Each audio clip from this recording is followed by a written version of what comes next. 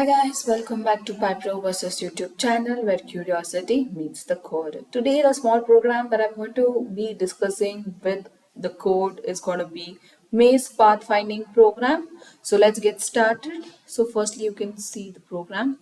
We have import cursors module for handling terminal display and input.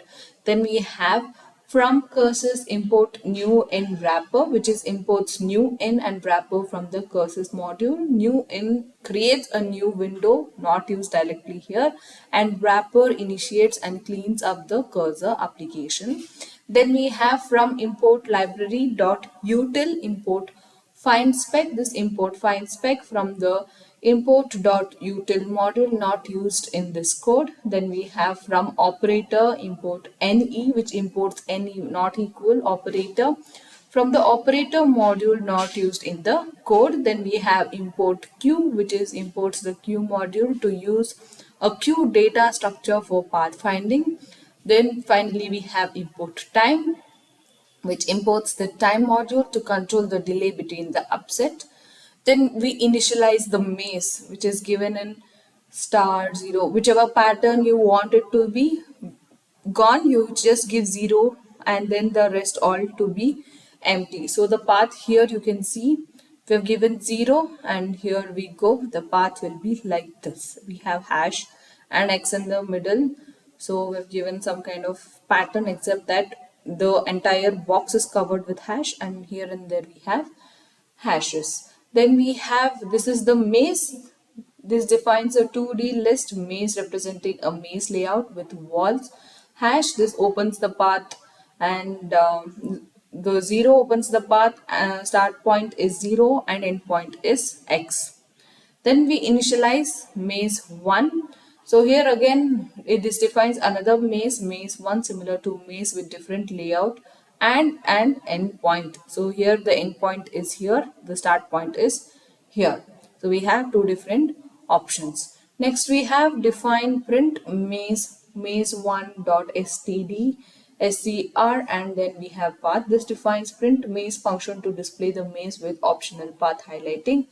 Then we have green is equal to curse.color pair 1 and red is equal to curse.color pair 2. This defines the color pairs for the text output, which is green for the maze and red for the path. Then we have for I row in enumerators maze 1. This loops through each row of the maze using enumerator to get both the index I and the row data. Then we have for j. So for j value in enumerators row, this loops through each cell in the current row using enumerators to get both index and cell value. So suppose we have if I comma j in path std src dot add str I comma j into 2 and x red. So if the cell coordinates I and j are in the path, it prints x to red to indicate the path. Then we have else statement, which is std dot add str I comma j into 2 value green. Otherwise prints the cell values or wall or space in green. Then we have def find path. This is another function. So def find path maze1 std src. This defines the find path function to search for a path from start to end in the maze. Then we have start is equal to 0, end is equal to x. This sets the start and end markers of the maze. So that is start pops is equal to start location maze1 dot start. This finding the starting position of the maze using the start location function. And then we have q is equal to q dot put start pos and then start pos. This initializes a queue and puts the starting position into queue along with initial path, that is visited is equal to set. This initializes an empty set to keep track of visited positions while not queue dot empty. This loops while there are items in the queue. Then we have current POS path is equal to q dot get row comma column is equal to current POS. This gets the current position and path from the queue and unpacks the current position into row and column.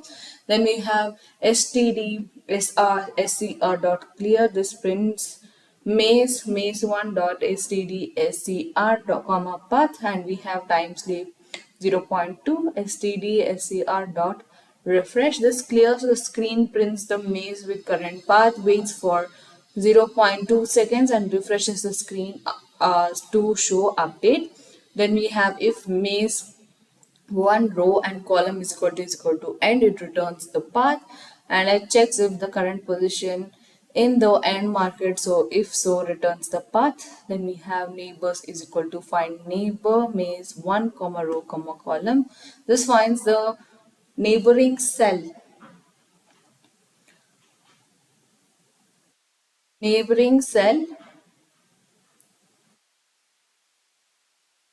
of the current position using find neighbor function. So for neighbor in neighbors, if neighbor in visited and continue.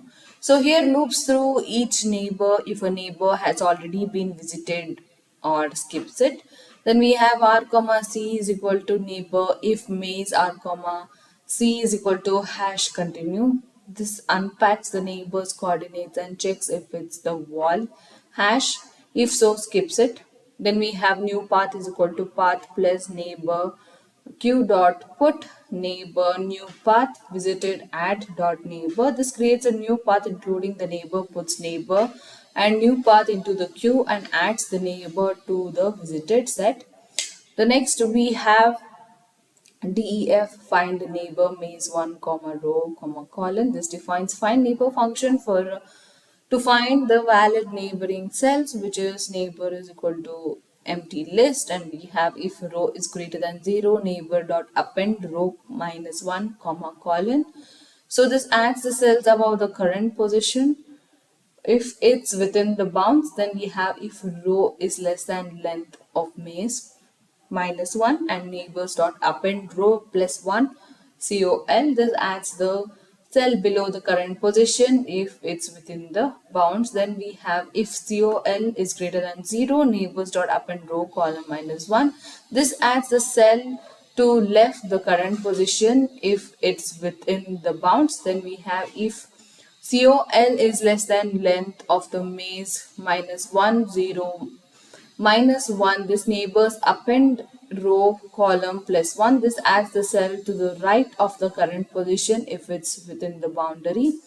Then we have return neighbors. This returns the list of neighboring cells. Next we have def start location maze 1 comma start.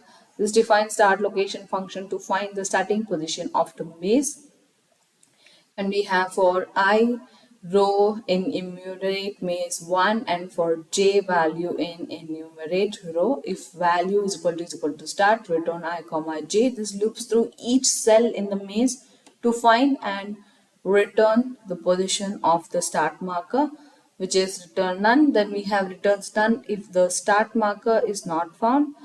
Then next we have def main std src. This defines main function to initialize cursors and run the pathfinding algorithm. So for that we have two major comments, which is cursors dot init pair 1 comma cursors color green cursors dot color black, cursors dot in pair 2 comma cursors dot color red, cursors dot color black. So this initializes the color pairs for text output, which is green on black and red on black. Then we have find path maze 1 stdrc dot get ch. So firstly we call the find path function to find and display the path in the maze. Then we have stdrc get ch. This waits for the key press before closing the application. And lastly we have wrapper main. So this wraps up the main function to handle the initialize and cleanup of the cursors. So let's see what's the program, how it does run. So firstly, again, same thing, cmd. So we have python main.py. So you can see we have a couple of options. This is the maze one that we have given, and the solution is here.